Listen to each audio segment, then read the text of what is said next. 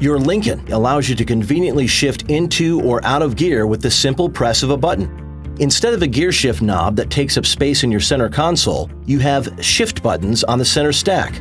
To shift out of park, simply press and hold the brake pedal.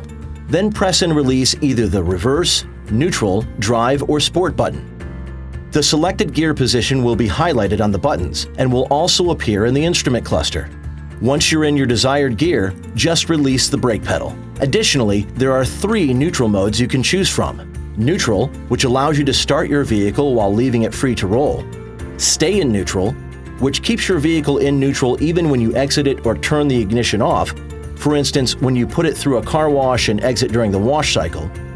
A message will appear in the cluster telling you to press neutral again to engage. And neutral tow. Select this if your vehicle is being towed behind an RV, for instance. You can easily set up the neutral tow feature through your message center by following the prompts. Keep in mind, there are times when your vehicle will automatically shift into park. For instance, when the vehicle is stopped and you leave it in gear when parking. You turn the engine off before shifting into park, or unbuckle the driver's seatbelt and open the driver's door while still in gear. We hope we've answered your questions. For more information, please visit owner.lincoln.com.